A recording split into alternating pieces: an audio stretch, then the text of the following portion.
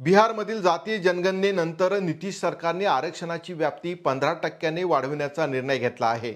लोकसंख्येतील जातींच्या प्रमाणात नोकरी आणि शिक्षणात प्रतिनिधित्व निश्चित करण्यासाठी हा निर्णय घेण्यात आला आहे।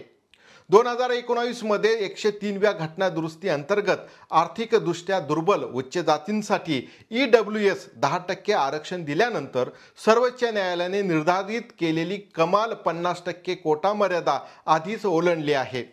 आता नितीश सरकारच्या निर्णयानंतर बिहारमध्ये आरक्षणाची मर्यादा 75% होणार आहे। म्हणजे खुल्या प्रवर्गासाठी फक्त 25% जागा आता शिल्लक राहणार आहे। कास्ट सर्वेचा अहवाल विधानसभेच्या पटलावर ठेवल्यानंतर मुख्यमंत्री नितीश कुमार यांचे म्हणणे आहे की हिवाळी अधिवेशनातच आरक्षण मर्यादा वाढविण्याचे विधेयक आणले जाईल। विशेष म्हणजे विरोधकही या प्रस्तावाच्या बाजूने आहेत। त्या अनुषंगाने महाराष्ट्रातही आरक्षणाची मर्यादा वाढविणे शक्य आहे का? तसेच महाराष्ट्रामध्ये बिहारच्या धर्तीवर असा प्रयत्न का केला जात नाही? चला जाणून घेऊया या व्हिडिओमध्ये। नमस्कार, मी राजेंद्र भोसले आणि आपण पाहतात माझा विशेष कार्यक्रम मंथन मराठी।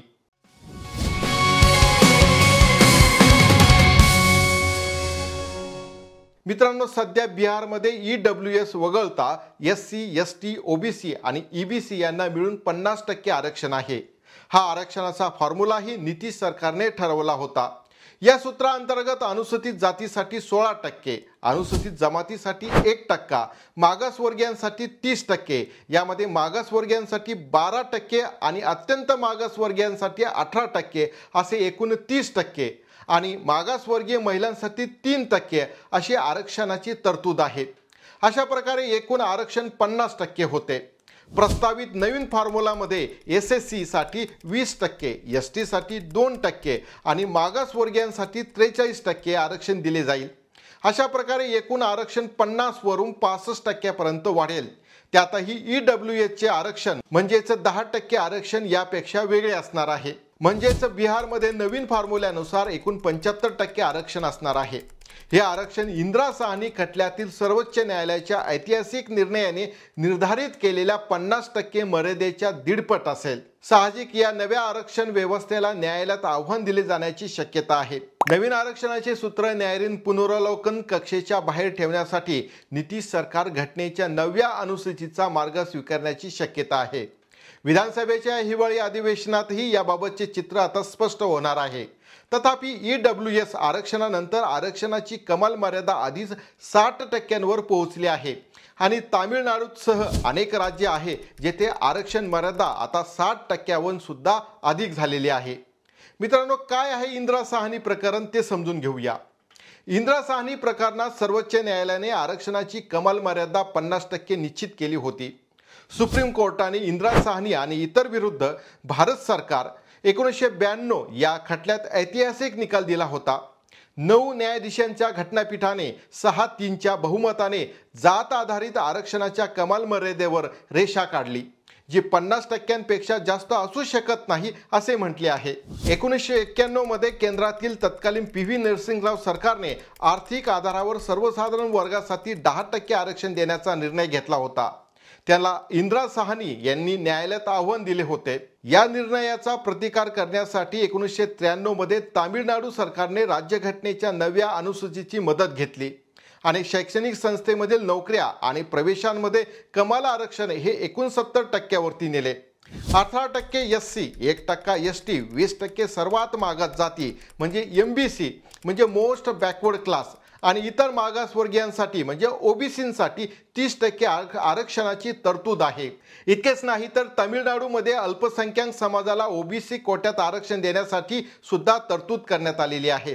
यामध्ये मुस्लिमांसाठी 3.5% आरक्षणाचा समावेश करण्यात आलेला आहे। संविधानाची 9वी अनुसूची काय आहे ते आता समजून घेऊया। मित्रांनो, तामिळनाडूने आरक्षणाची मर्यादा 50% जास्त ठेवण्यासाठी राज्यघटनेची 9वी अनुसूचीचा आधार घेतला। 1951च्या पहिल्या घटना दुरुस्तीद्वारे 9व्या अनुसूचीचा समावेश संविधानात करण्यात आला होता।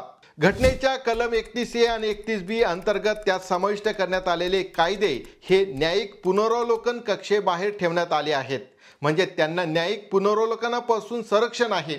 मित्रांनो, हे अधिक सोप्या भाषेत सांगायचे ठरले तर सर्व संविधानाच्या 9व्या अनुसूचीमध्ये समाविष्ट असलेले कायदे यात त्याचा समावेश होतो।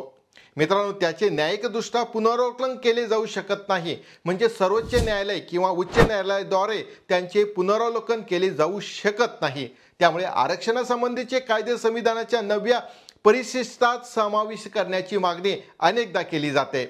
1951 मध्ये जेव्हा नवी अनुसूची तयार करण्यात आली तेव्हा त्यात जमीन सुधारणा आणि जमीनदारी रद्द करणे यासह एकूण 13 कायदे जोडण्यात आले होते.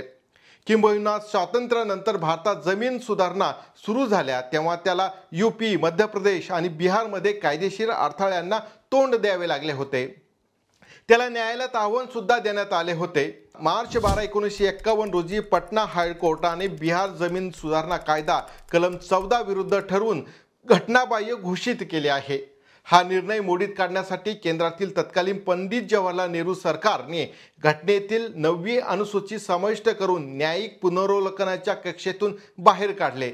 सध्या 9व्या अनुसूचीमध्ये एकूण 283 कायदे आहेत, ज्याचा वेळोवेळी घटनादुरुस्ती करून त्यात समाविष्ट करण्यात आलेला आहे.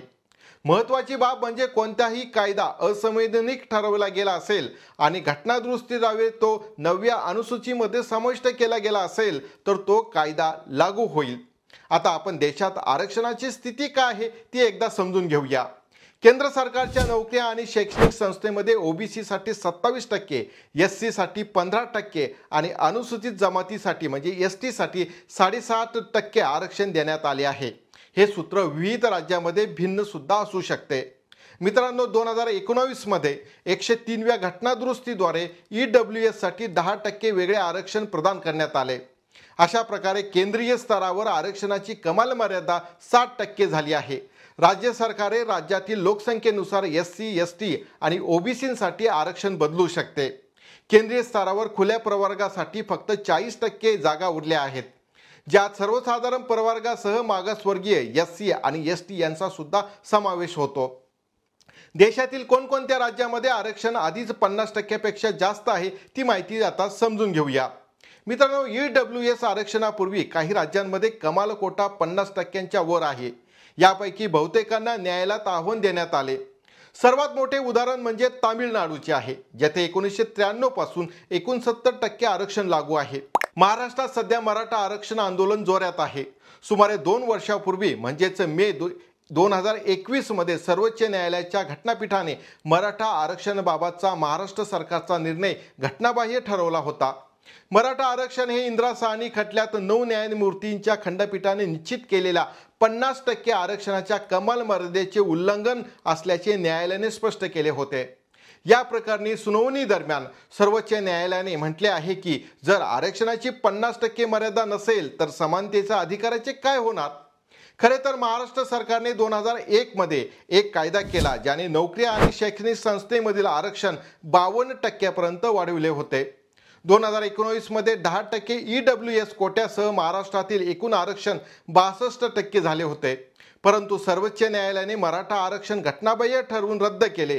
त्यानंतर आता राज्यात EWS कोट्यासह आरक्षित जागा 62% झालेल्या आहेत. मित्रांनो, 2000 मध्ये म्हणजे आंध्र प्रदेश, त्यावेळेचे तेलंगणापासून ते वेगळे झालेले नव्हते. त्यावेळी आंध्र प्रदेश सरकारने आदिवासी बहुल भागात असलेल्या शाळांमध्ये एसटी उमेदवारांसाठी 100% शिक्षक पदे राखीव ठेवली होती. म्हणजे त्या भागात फक्त एसटी समाजातून येणारेच शिक्षक हे शाळेत शिक्षक म्हणून हजर होऊ शकत होते किंवा त्यांनाच नोकरी मिळू शकत होती. तत्कालीन राज्यपालांनी याबाबत आदेश जारी केला होता. हे प्रकरण सर्वोच्च न्यायालयात पोहोचले आणि सर्वोच्च न्यायालयाने हा निर्णय घटनाबाह्य ठरवला. राज्यघटनेनुसार 100% आरक्षणाला परवानगी नाही असे सर्वोच्च न्यायालयाने म्हटले आहे. त्यामुळे अनुसूचित जाती आणि इतर मागासवर्गीयांनाही प्रतिनिधित्वापासून वंचित ठेवले जात असल्याचेही न्यायालयाने म्हटलेले आहे. आंध्र प्रदेश सरकारने 1986 मध्ये एकदा असाच एक प्रयत्न केला होता, पण 1998 मध्ये सर्वोच्च न्यायालयाने तो सुद्धा फेटाळून लावला होता. दुसरीकडे कमाल 50% आरक्षणाचा नियम इतका पवित्र नाही की ज्याचे उल्लंघन करता येणार नाही असे सुद्धा केंद्र सरकारने म्हटलेले आहे. सप्टेंबर 2022 मध्ये EWS आरक्षणाच्या मुद्द्यावर सर्वोच्च न्यायालयात झालेल्या सुनावणी दरम्यान केंद्र सरकारने असा युक्तिवाद केला आहे की आरक्षणाची कमाल मर्यादा 50% पेक्षा जास्त असू शकते. आरक्षणाची मर्यादा 50% जास्त नसावी हा नियम महत्त्वाचा आहे, पण तो संविधानाच्या मूलभूत रचनेसारखा पवित्र बनविता येणार नाही असा युक्तिवाद केंद्र सरकारने त्यावेळी केला होता. ईडब्ल्यूएस आरक्षण हे राज्यघटनेच्या मूळ आत्म्यानुसार असल्याचे वर्णन करून केंद्राने असा युक्तिवाद केला की आर्थिक न्यायाच्या देखील प्रस्तावनेत उल्लेख आहे आणि 103वी घटना दुरुस्ती याचीच खात्री देते. मित्रांनो, बिहार सरकारने 75% आरक्षण देण्याचा जो मसुदा तयार केलेला आहे तो येत्या हिवाळी अधिवेशनामध्ये मांडण्यात येणार आहे. याबद्दलची ही थोडक्यात माहिती तुम्हाला कशी वाटली ते जरूर कळवा. आपल्या सूचना, प्रतिक्रिया आणि अभिप्राय खाली कमेंट्स बॉक्समध्ये लिहायला विसरू नका. मित्रांनो, अजूनपर्यंत तुम्ही आमचे चॅनल सबस्क्राईब केले नसेल तर जरूर सबस्क्राईब करा. मित्रांनो, या व्हिडिओमध्ये एवढेच. पुन्हा भेटूया एक नवा विषय घेऊन. धन्यवाद.